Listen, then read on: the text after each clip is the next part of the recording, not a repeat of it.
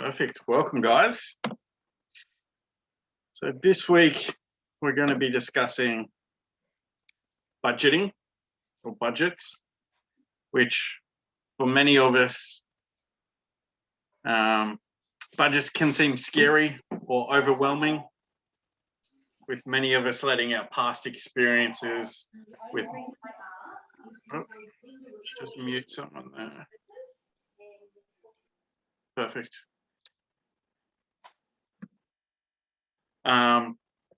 With many of us letting our past experience with money really affect what's going on with our budgets. Instead of picturing your personal budget as a scary list of restrictions, imagine it as a path to your goals.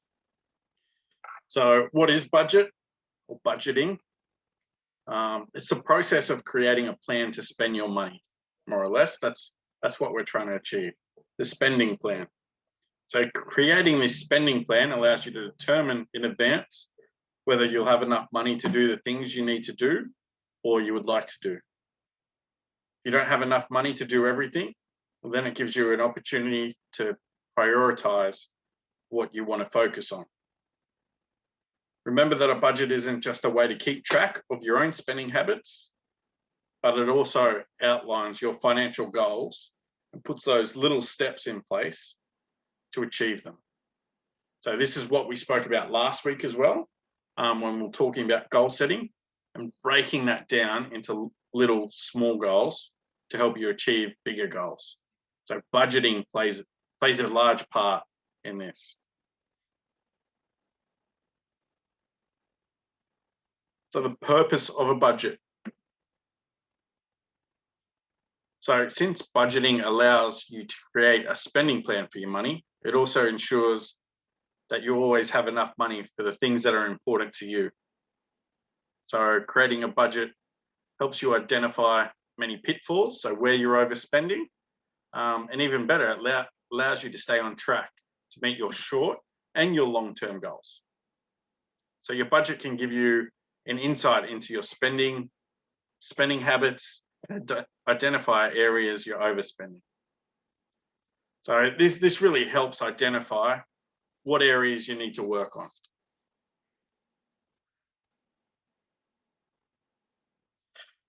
So why budgets are important. So I've spoken to all of you about your personal budgets. There were some good ones, some not so good ones as well in there. But 86% of Australians have no idea where their monthly expenses are. The reason for this, they say it's too hard to calculate what my expenditure is each month. So living without a budget may seem like a pretty laid back approach, typically the Australian way, but 59, almost 60% of Australians admitted their current financial situation causes them to lose sleep. So that's really saying, well, most Australians don't know where their money goes, and over half of the population are concerned with their financial situation. So that's why budgeting is important. Do you need a budget? I get this question asked a lot. Many people say, I don't need a budget. You know, can't you just steer me in the right direction? Apple's worth $2 trillion and they have a budget. No one loves budgeting, but it's a key ingredient to get where you want to go. I hate budgets personally, but I love waking up, not feeling the weight from financial problems. Any questions, guys, so far? Nope, all good. All good, perfect.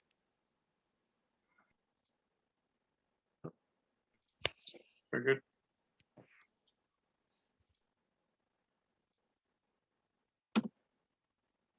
So how to budget now. So now we get into the nitty-gritty, all the details. So income can come from different sources. So you've got your employment or your salary, and then you've got other things like investment properties, maybe some shares, maybe managed funds as well, or even government assistance like a pension. So write down all your income and then take the tax out as well. So we can see the gross or the net monthly amount. If you're paid fortnightly, it's easier to plan over your pay period, whether it's fortnightly or monthly. If you work a 9 to 5, it's really easy to go off your pay slips. I don't think anyone's here is self-employed, but if you're self-employed, it's a little bit harder. So it may be worth going back 2 years and just getting an average or using the lowest month. As a general rule, we like to use the least amount of money, just to give you that buffer as well and security. So you can still budget based on what you're actually going to get each month. So that's the first one. Know how much is coming in.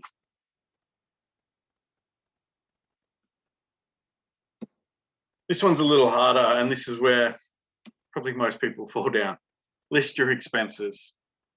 So list them out, everything, put everything in there. So some clients like to go back, 30, 60 or 90 days and see what's coming out of their bank account. Others know and already have their own spreadsheet and budgets in place. But just going through the process and writing everything down so you know, like we discussed last week about getting financial security. So that's really making sure that mortgage or rent, home and contents, food, electricity, and water. Like just the basics are covered first. And then look at all the other things, the incidentals. Don't forget to include things that pop up quarterly or even yearly, and put those in the budget as well. What we just spoke about. So then we split them into fixed and variable costs. So fixed cost, really easy. So your mortgage, super. So super is already fixed in for most people, 9.5% generally. And it's all automated. Go straight from your employer, straight to your super fund or your retirement savings. And you don't even get to see any of it. Transport, phone, Foxtel, memberships, things like that. And then we get to the other side, the variable costs. So we've got clothes, eating out, groceries, technology, entertainment, the footy, and then daily spending habits, your coffees, things like that. One of the biggest things we find with people though is they get told one way to do a budget and it doesn't work for them, and then they give up and they end up like the 86% of Australians with no budget. So we need to find a budget or a method that works for you. So there's a ton of different methods out there. I'm going to go through probably the top 4 or 5, just give you a brief outline of how they work, why they work, and who they wouldn't work for as well. And then you guys can get a good gauge of, that one would be good for me and I might try it and see how we go. So the original one back in the 60s and 70s was the envelope budget.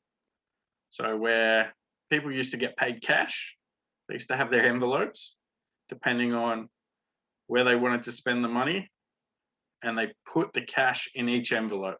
And once that money was gone, it was gone. So that was the original way. So it's advanced a little bit since then into more of a automated online bucket system as such. So this is made famous by the Barefoot Investor, who took it to another level, but basically breaking things up into 4 or 5 different categories. So one for all your bills, one for your everyday expenses, one to go spending for entertainment, and then one for your savings and investing for the future. So this is what the Barefoot Investor did. So he spoke about putting money in to grow, money to blow, your splurge account, your smile account, all that type of thing. So many people have read the Barefoot Investor and have implemented this system, which is amazing. So it's just finding what works for you. For some people, this system doesn't work. It's about finding an alternative system that's going to help you get where you want to go.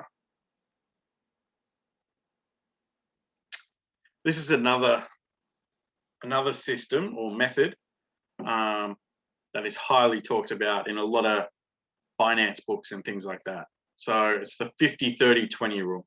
So 50 is all your basic needs that we spoke about. So creating that financial security. So your basic clothing, healthcare, transport, debt repayments, and rent or mortgage. Whereas we slice out 20% for our goals, which include repaying debt quicker, so larger lump sum repayments, your savings, and also investing for the future. And then we've still got 30% for our spending as such, or our wants. So extra clothes and shoes for going out, restaurants, birthdays, coffees, travel, holidays, and new gadgets and luxuries. So that's another way people break down their budget. It's a bit more big picture than the Barefoot Investor way. But yeah, it's just finding out which one will work. This is another one which you hear a lot of people say that are self-employed. They say pay yourself first. Or more of what they're saying is make a decision to achieve your goals first. So you're really putting savings and investing first. So it might sound crazy, but as humans, we're completely irrational and very emotional. And we do things that aren't aligned to our best interests. So as we discussed in week 1 and 2, we understand our money story and our money mindset, and we've built out our goals. So now it's about putting that structure and framework around it so we can achieve our goals.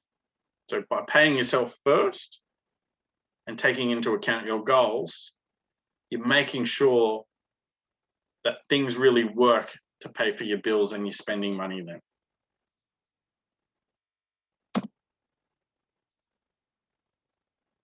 This is probably the one budget I hate. And there's probably 2 or 3 different types of employment groups that I see that come through and do this. Accountants and engineers are the main ones. And they say, well, this is my income and these are all my expenses. Each month, I want to account for every single dollar that I've spent. So whether we spend $3 on a coffee, that all gets accounted for, gets mapped out, and is budgeted. So they make sure every time the zero-based budget comes back into play. So it's not for everyone, accounting for every single dollar that's spent. It's definitely not for me. And most of my clients don't use it either. But that is another way, especially for those that find they're not as disciplined, or they find they're living paycheck to paycheck, and it comes the end of the pay period, end of the fortnight, and they're finding there's nothing left in their bank. This may be a solution, but you have to be very disciplined. Any questions about those? Even though I went through pretty quick, I just wanted to give you an outline that there are a heap of options out there for budgeting, different methods, different ways to do it. And just want to see if you guys had any questions about any particular method. No. Nope, all good. Perfect. Thanks, Al. I'm all good. I saw one I liked, but yeah, I'm all good. Perfect. So I just wanted to bring it back and say, well, we're talking about budgeting, but how can it really help? How can it help me? So recently we had a client come in, he paid off all his credit cards and he just bought a house. So he makes $75,000 plus super. He's a tradie, and he wanted to start investing for the future for him and his family. So he did the big picture one, 40% to spend, 30 to mortgage, 20 to invest, and 10 to super. So he contributes 9.5 to super, close to 10%. So 7,100 is invested each year to his super fund or his retirement fund. He puts 20% of his salary into an investment, into a portfolio, so full of different investments. So he invests $12,000 per year, so $1,000 a month. That's all he's doing. And then he's putting 30% into the mortgage and 40% he's spending for his living expenses, groceries, entertainment, things like that. So looking at the big picture, after 35 years, he's put 250 grand into super, but with compound interest, he's earned $2.2 million in super. So each year, his super's invested, it gets a return, and it keeps compounding and building on itself. Plus, he's also put money away into his investment portfolio. So he's contributed $432,000 after 35 years. But with compounding, it's ballooned to 2.6 million. So Jim, after 35 years, has $4.8 million in superannuation and investments, plus he's repaid his house as well. So again, very big picture in 2 or 3 minutes or less, just trying to explain what a budget does and how he went about his process of breaking down the income that he was receiving. Any questions, guys?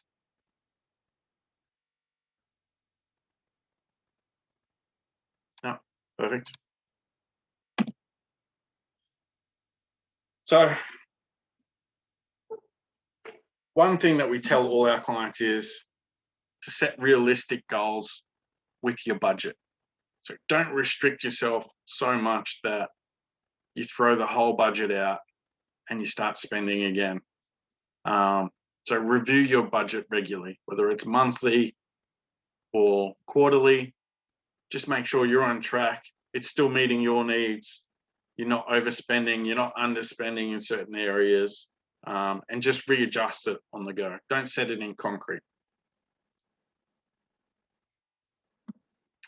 The other thing that is super important, especially for those that aren't so disciplined with their money, is automate your savings, automate the budget, automate as much as possible. So when the money comes in, send it to your investment account. Start paying all the bills. Put it in a bill account so all your bills get paid from that bill account and you're not going out overspending. That way, it's not front of mind. You can't see it, so you're not likely to spend it either. Very, very critical. Be disciplined.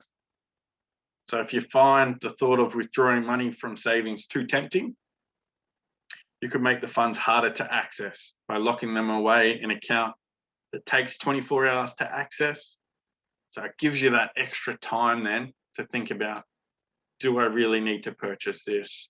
What am I taking the money out for? Or you could lock your money away.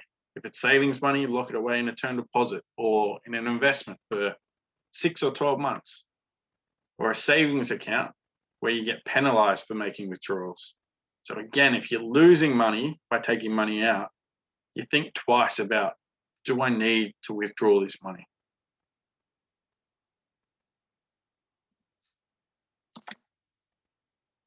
So tips for sticking to a budget, like I was just saying, take 24 hours before making big or impulsive purchases. I don't like this one, but some people do. Plan your weekly meals. So you do your grocery shopping online to reduce impulsive spending.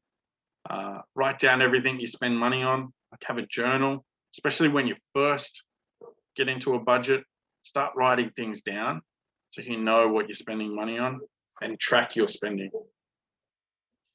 So there's heaps of apps. There's a ton of apps that are available that can help do this as well. It just depends on what level you want to go down to. Some people are big picture, other people like to be micro managed or see the little details. You can pay for some of these apps. Some are free. Just be careful when they're free, because generally they have access to all your data then as well. So nothing's free as such. So just be careful on that side of things. So when I see clients and they go through their budget with me, I can see what they value most. So by that, I mean, when it's well planned out, when they've got investments, when they're meeting their bills, when they've got money left at the end of the month, all that type of thing comes back to our money story, our mindset, and also how disciplined and committed we are to achieving those goals that we spoke about last week.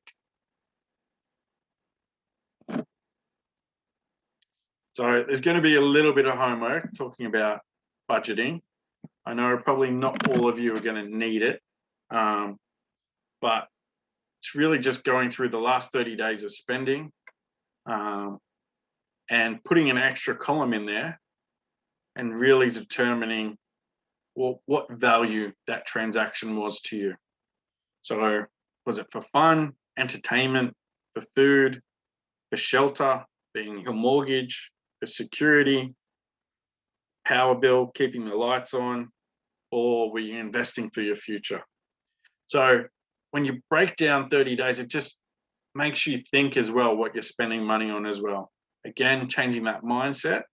And then moving forward, you start to reconsider, well, if 60% of my money for the last month was spent on fun and entertainment, and 40% was spent on, shelter, keeping the lights on, all that type of thing, do we think we could push back on the fun and entertainment and take some to pay the mortgage down faster or invest for the future?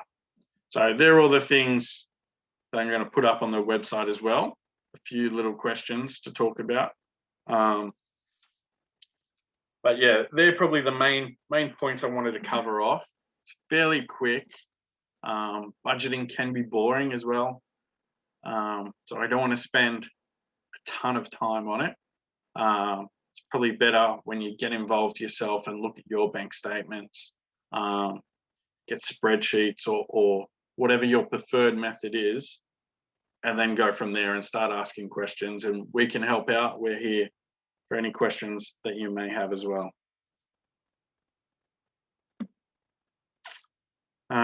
We just spoke about that. Any questions, guys?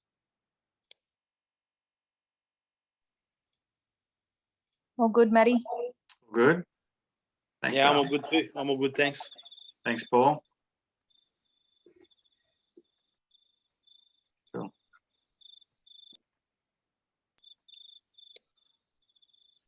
All right.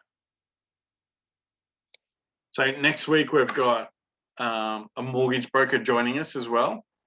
We're going to talk about how we can repay our home loans faster, what to look for, using offset accounts, redraw facilities, buying investment properties, how to use equity out of your home. So things start to get a bit sexier next week and really supercharge onto what some of our goals are. Thanks to those guys that sent through their goals. Just make sure you go back and have a look, because we need to make sure that any of our goals have also attached to them our why or our purpose or meaning to you. So why do you want to repay your mortgage? Why do you want to pay it off in X amount of time? Why do you want more income? All that type of thing. And then the consequences as well. So if we don't hit our goals, well, what's the consequence? And what does that mean for you and your family? So a few people sent through their goals and need to do a bit more work to dive a bit deeper, to have that attachment to it as such. So feel free to send them through again and we can touch base and go back and forth and help you out.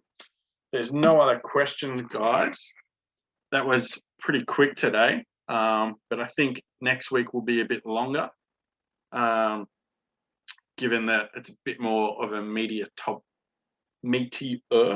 topic. being home loans.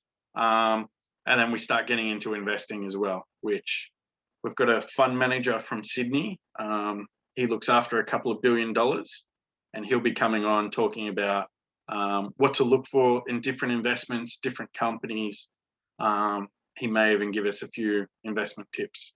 So yeah, exciting couple of weeks coming up. And if you don't have any other questions, we might wrap it up there, guys. Perfect.